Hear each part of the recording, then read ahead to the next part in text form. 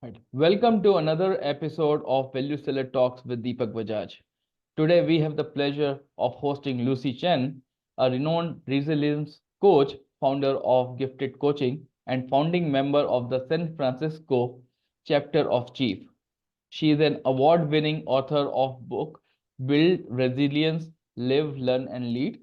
With over 2 decades of experience in financial analysis, project management, and coaching, Lucy is here to share her insights on building resilience and achieving success in both career and professional life. Welcome, Lucy. It's really my pleasure to meet with you, Deepak, and I really believe the impact of your work. Thank you. Thank you so much for that. But Lucy, we always talk about, and we have seen you over LinkedIn and other platform.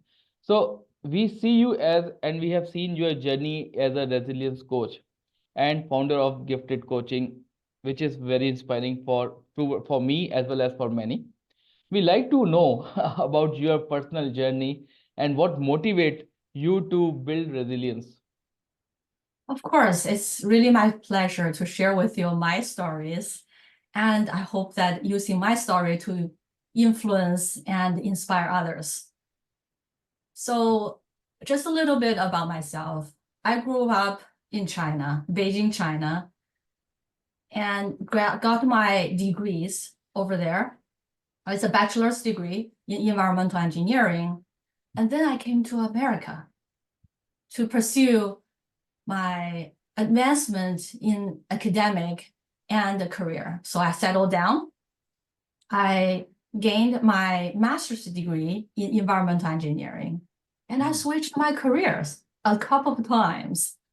So fast forward, here I am, 30 years later, after immigrating to America.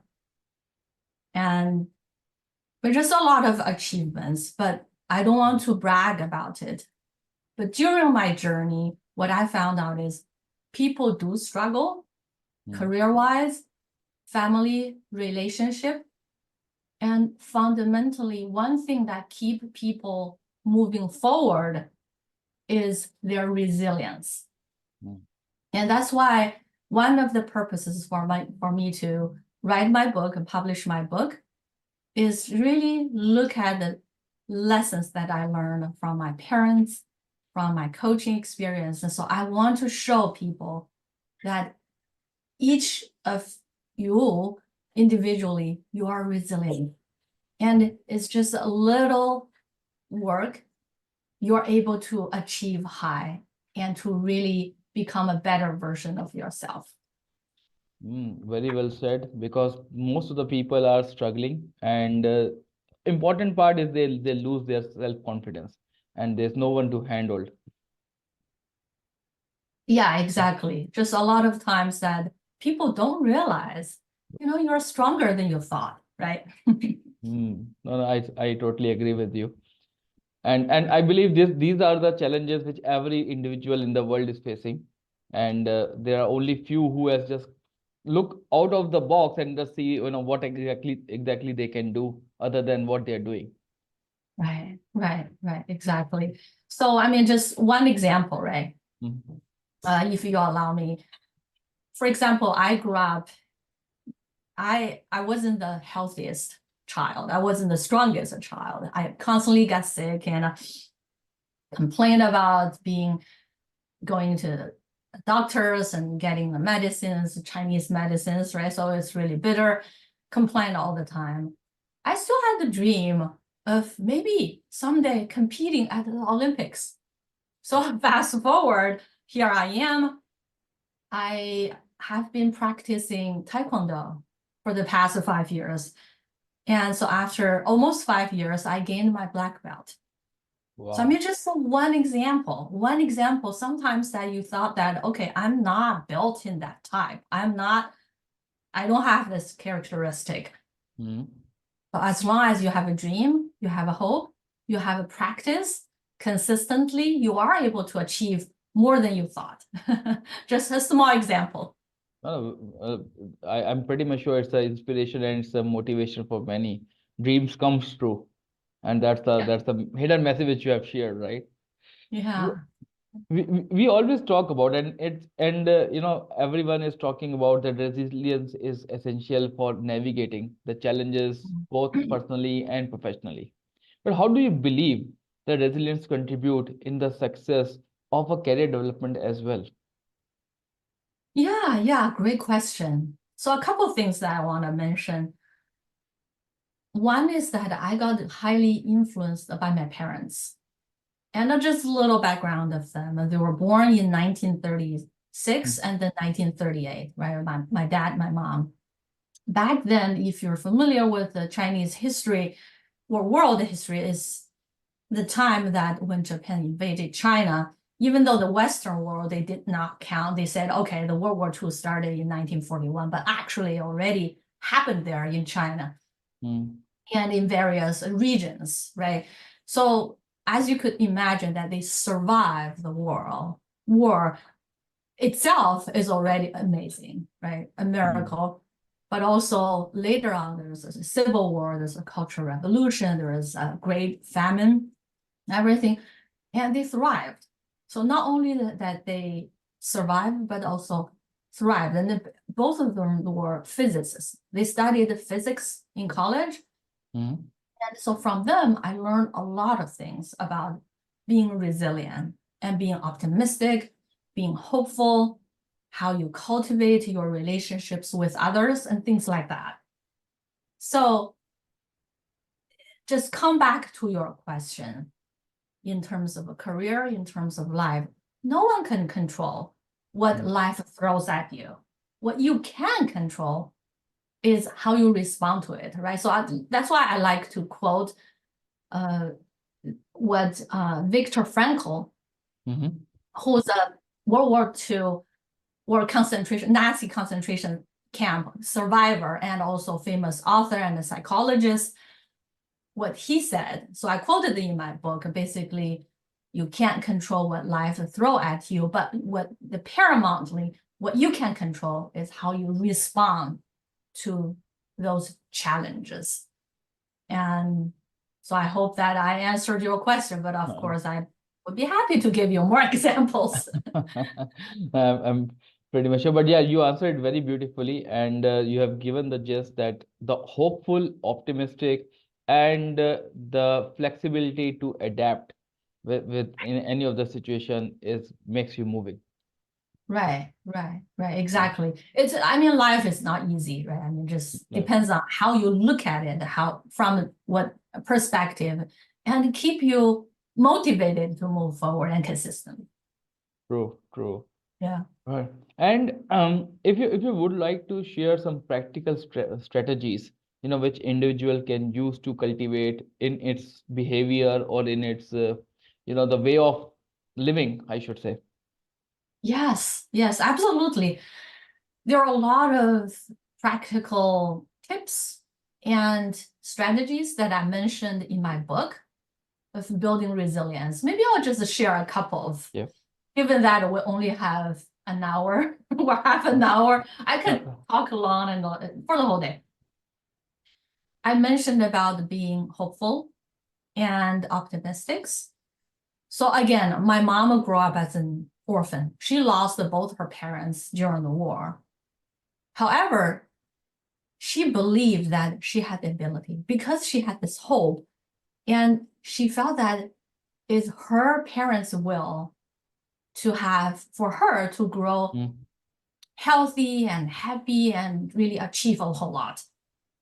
And one interesting fact that I found out was that she still talks to herself. She tended to talk to herself very positively. And when just by herself, she even talks to flowers. I mean, just very interesting, right? Just one small tip can change your whole day's mood. So I have the habit of doing daily affirmation. Say, for example, I love myself. I'm in control. I'm grateful for life. This kind of small talks to yourself, or before a big interview, say, for example, this interview, or a serious business meeting, I talked to myself. I said, Lucy, I can do it. No problem. I can do it. Just a very small, so there's no secret, right? So positive talks, because our brain built that way. We need some inspiration from ourselves. True. Yeah, so that's just one example. Of course, there's more. And I do meditation. What meditation gives you? Among all of the benefits, the first one is regulate your emotion. You know what happened when someone criticizes us or we encounter life's challenges or setbacks and there's a failure, we thought, okay, there's an inner critic to us to say, you're such a stupid person. You did this and you're so wrong, right? Things like that.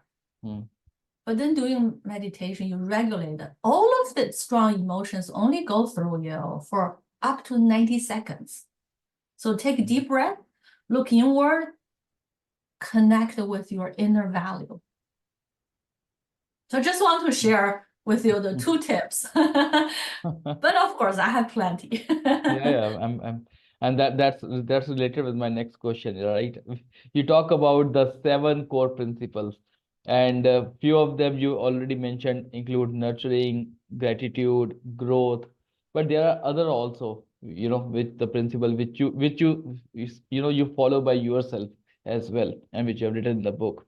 So if you can share some of the details to the audience, because uh, I really get that powerful message, and I was also I'm also excited. Yeah, why I'm not doing that? If this is so powerful, why I'm not doing it? Thank you. Yeah, so let me share with you the 7 principles. You mentioned some. So by order, what not necessarily mean that which one goes first and the most important. All 7 of them are really important and also work hand in hand. So the first one is nurturing and healing. The second one of the 7 is goals, dreams, and hopes. Number 3 is gratefulness and content. Number 4 is spirituality and faith. Number 5 is growth mindset, adaptability. Yeah. Number 6 is connection and community. The last one, but not the least one, a simple life. Most difficult. Well, I mean, I can give you an example, right? A simple life. And people say, why a simple life? What do you mean? Well, a couple of examples. Declutter your life. We don't need extra materials, luxurious, okay, chasing your next new or bigger house, new product, new vehicles, all for what? That means you are not confident enough. You need all of these to define who you are, right? But we don't need those. Basic living style. And not mentioning declutter your mind. I mentioned about meditation. Also, there are some other habits, maybe keep us busy, right? Nowadays, when you ask people, oh, how are you doing? Oh, busy. What does it mean, busy? Busyness is contagious. It's not good for our body, mind, and soul, right?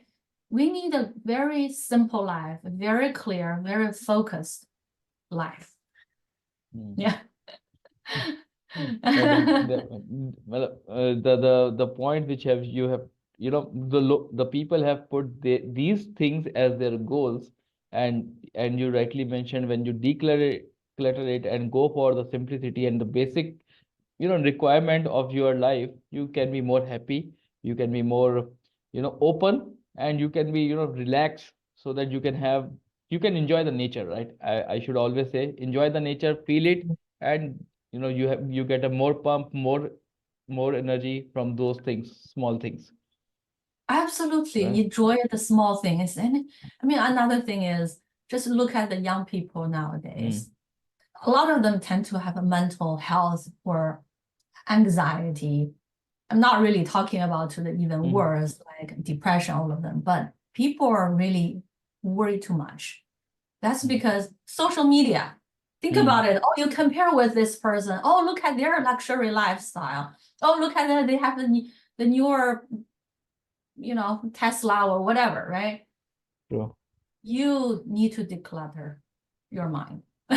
Yeah. Put limit on yourself so that you should enjoy it rather than going in the rat race. Exactly. Yeah. In all your messages, the one thing which is coming all the time is that about the San Francisco chapter chief, right? So you're actively involved in this, in the empowering women, and unleashing the leadership potential around it. So how does networks like Chief, contribute to this, noble work, which is a professional development of a woman? And what impact have you seen through your involvement? Excellent question. Chief has been in my heart for the past 3 years. So I joined them in 2022. Oh, sorry, 2021, as one of the founding members in San Francisco chapter. It's a life-changing action I took. I didn't expect it so much, but what I gained, let me give you some examples. Yeah. Just tremendously. When I first joined, why I joined? Because I felt lonely as a woman leader, climbing the corporate ladder. As a senior leader, the higher you climb, the less women you see. Not mentioning people of color, Asian women, less and less. And I need the support. I need a community to support me. I need to learn from others. I need to have, say, for example, peer coaching and advisory. So I joined. So amazing. I got to know a lot of amazing people out there. So fast forward a year later, I started organizing more events, not only in my community, but also in Chief, everywhere I go. Say, for example, right now I chair the API Asian Pacific Islanders in my kids' school district. So I chair the event. I invite the speakers.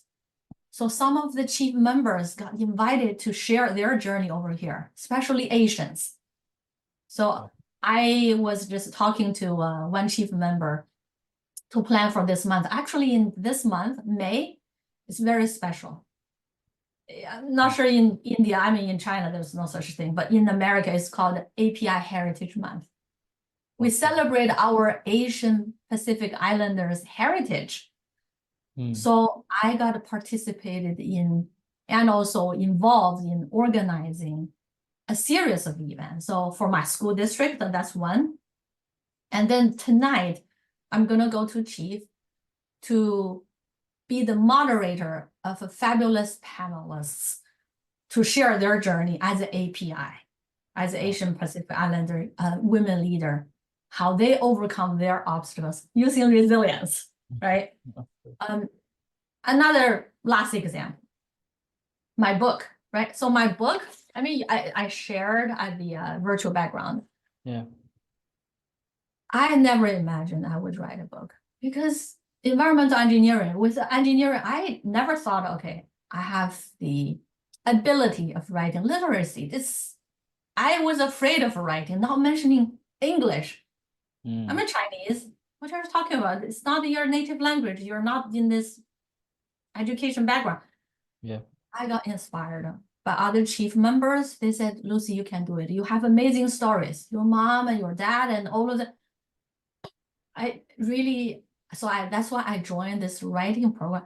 Right now, I'm even coaching others how to write a book with interesting and with a hook, with interesting stories and narratives. Another thing is, of course, I invite Chief to train my mentees and coaches. So generous. They're so generous about their time. I'll stop here. Otherwise, I can take the whole hour about how brilliant the Chief community is. I'm really excited to learn more about it because when you mentioned putting your thoughts in the form of book, and especially in the language which is not your native, I can understand the two challenges which you may have faced. First of all, is the courage to write something, because the non-reader or maybe or non-writers, and when someone says write it down, it takes a lot of courage. And the Right. second thing, how to articulate in that manner which is easily understood by someone who is not from your language or from your that Right. background. Culture. Yes, yes, absolutely. It's so hard. Even now, when I write something, when I look at back, it's very difficult. But because of the community, because of other writers, and so our slogan is we do not write alone. With that kind of support, emotional support, and also bounce off ideas, I could get fueled to move forward. I would like to take an opportunity to ask, when is your second book is releasing, or maybe the next book is releasing out? Oh, thank you for asking me this. My next step is to translate it into Chinese, because a large community in my local community, they're Chinese. So half of my pre-sale supporters are Chinese. They said, oh, it would be better that you translate. I said, sure. So my next project later this year, I'll keep you posted once I launch and publish on Amazon. I wish you could read Chinese.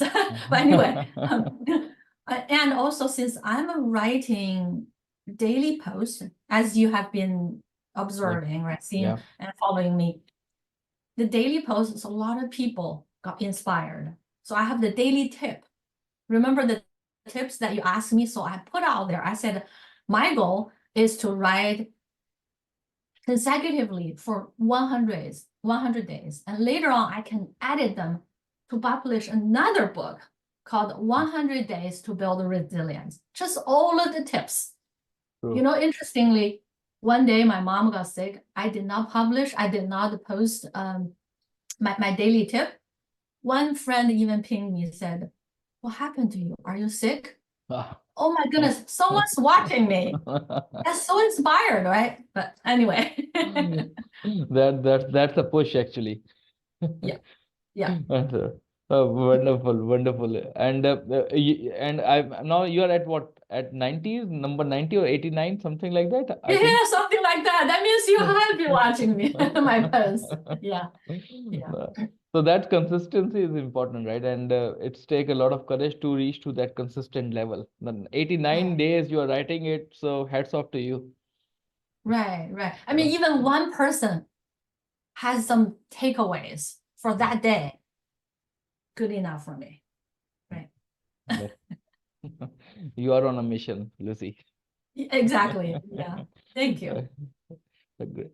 So, one more important part which comes in the mind is that how do you help individuals find and maintain the balance, right? And what advice would you give it to those people who are struggling in their day-to-day operations as well as responsibilities? Great question. That's why I have become a coach. Because climbing the corporate ladder is really hard, not mentioning that as an API woman, people of color, everything, extremely hard. And because I'm an Asian woman, I put my families first, right? Mm. So my kids, I have 3 children, and also my mom and dad, my in-laws back then, a whole lot of work. Mm. So my husband always joking that, oh, you have 5 full-time jobs. Of course, it's not easy. As an Asian woman, we always sacrifice our own well-being. That's what I have been observing. And also, say, for example, for the past 12 months or so, or a year and a half, three of my closest friends got burned out, got sent to the emergency room. Why? Hard to balance the work and life. Work overtime, stress level, and also taking care of a family and everything. So what I have been coaching and teaching others is you always put your own well-being first. Doesn't mean that you're selfish, but just look at what they they teach you at the airplane. Yeah. Put your own Okay. oxygen mask first, and then help your little one, right? But a lot of times we do it oppositely and really harming ourselves. So coming to your question, how I approach this, how I coach others, individually, yes, I offer the one-to-one coaching. We always start off meditating for 1 minute, even for 1 minute, look inward, searching wisdom, and also your inner value, right? Taking care of it yourself. So sometimes people complain to me if I coach them career and they say, oh, toxic environment, look at my company, my boss. And I said, okay, it's their problem. It's not you. Do you believe them? Right? That's first of all. Second is a lot of times we put empathy. I always say, okay, empathy. Why we need to have empathy for others who hurt us? That's because those people, their cups are not full. What I mentioned about cup full is if you have plenty of empathy and love, you're able to share with others. True. True. That's why we need to love ourselves first, make sure our cup is full, so I can pour to you, to others, right? And those people that are really criticizing you, their cups are empty.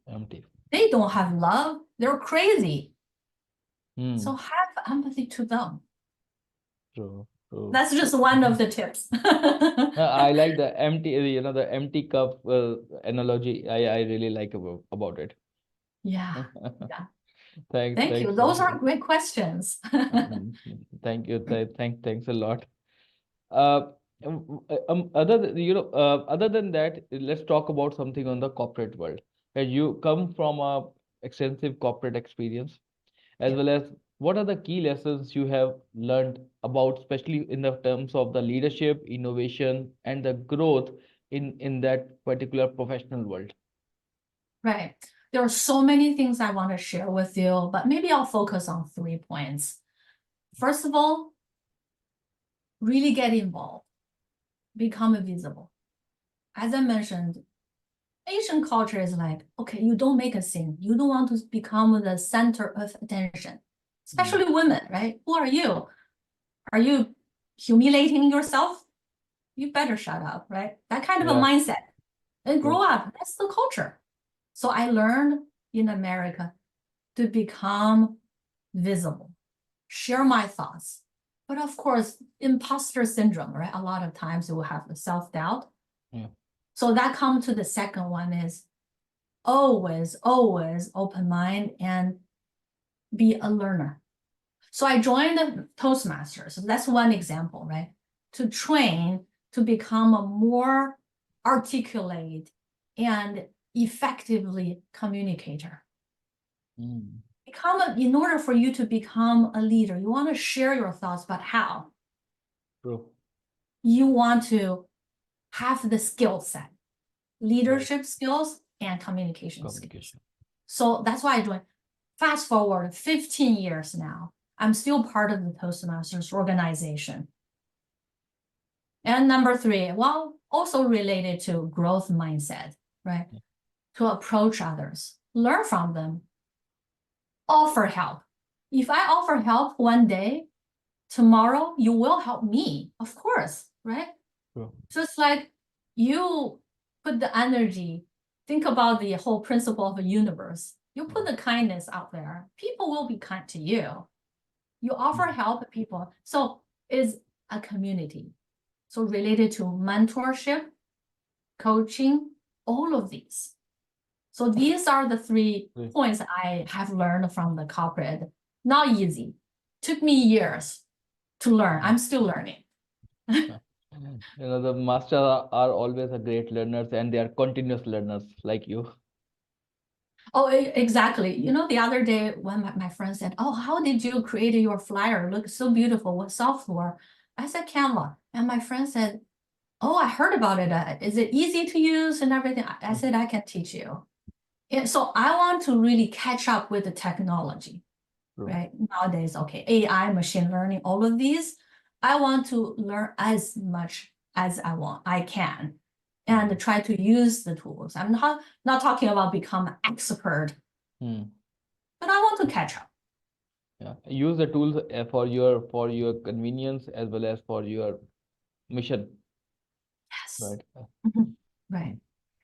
Uh, Nowadays, yeah, you mentioned about the technology. So there are two things I want to ask, especially what is your vision for the future of resilience coaching? That's first part. And how do you see the role of technology and innovation, especially you mentioned about AI, ML, and other so many new things are also coming on the way to build, which can help the individuals to build their resilience. Absolutely. This is really in my heart. So technology. So I used to work at fintech. Even prior to fintech, I worked at Wells Fargo and did a lot of analysis, quantitative analysis, because I was in the realm of risk management. Just think about the large data set, and so very technical. So just think about many years ago when we advance each time, but particularly vehicle. When the first car was built and invented and used on the road, and people thought, okay, this is a monster. This will harm us, and etc. Each step of a human going forward, there's always new inventions, always inventions, technology, and innovations. So for now, maybe 100 years later, they will think, hey, look at them. They have this, so like elementary school level of AI. But for us, it was like, okay, this is amazing already. So I would say, first of all, open mind. Just embrace the change. And so there are two types of people. So the other day I went to this workshop. They said two types of people. One is the pilot, one is the passenger. You can't expect everyone would be the pilot, and you don't expect everyone is the passenger. So we want to really help each other, but be open-minded, embrace. I know there are some theories and to say, oh, look at it's going to take over the whole world, right? We'll become the slave of the artificial intelligence and the things like that. I'm being very positive and optimistic. I believe in the human ability. There's nothing that we cannot overcome. I'm sure that there is a way that we can really work together, and still the AI is still the AI because there's no soul. There is no cultural value, and we humans need to be in control, right? So open mind. And another thing is to really still keep on learning. And even for my coaching, right? So I have been in the journey of converting my course into e-course. So using the social media or the more technology vehicle to reach out to more people so that they can get benefit, right? Even maybe someday I can develop an app, build a resilience. Yeah, exactly. Just an example. Just look at the mobile and you are done. Yeah. Right, exactly. Yeah. Just a lot of things for us to work on. Yeah, you touch base. If I want to connect the dots, then open mind brings creativity, and creativity is something which can use to control this AI, because at the end of the day AI will do the repetition of the job in the automatic manner, but the humans are creative and they can bring some more things on table, definitely. Exactly. Yeah. Right. But Thank again, you. Yeah. the seed is the open mind, right? Right. Exactly. Don't get scared. Just close the door. No, I'm not gonna. And also, I'm old. I can't learn anything. But just keep your mind open. Be a life learner. Very important message, powerful message. Yeah. But before we conclude, and what message would you like to share with our audience about the importance of resilience and how they can start building in their own lives? Absolutely. So I want to start out one message. You're stronger than you thought. You're resilient. It's just you need to maybe learn and improve some habits and learn some tips to increase, to build your resilience. So believe yourself first. Number two, have a good habits and move forward. And number three, of course, don't forget, help others. Build a strong community. Yes, help others. That's most of the people become selfish nowadays, but this help others is the way to move forward. We always talk about, if you want to, run, if you want to reach fast, just run alone. But if you want to, reach to to your goal, which is at Yes. much farther distance, then go as a team. Exactly. Yeah. Yeah. Right. Yeah. So Work together, become stronger. Yeah. become stronger, right? So Yeah. thank you, Lucy, for sharing your valuable insights on resilience and leadership. Your journey and expertise serve as an inspiration to us, and honestly, personally, to me as well. And to our audience, remember that resilience is not just about bouncing back from the adversity, but it also about thriving in the face of the challenges. And as Lucy mentioned, there are so many cases, so many examples which she has shared right from the childhood. So you can see the sufferings, and you can see the loneliness which she has suffered. And I'm pretty much sure every individual has their own set of challenges which they have faced. So be resilient. And until next time, this is Deepak Bajaj signing off. Thank you for your time. Thank you so much for the opportunity. Thank you, Lucy. Yeah.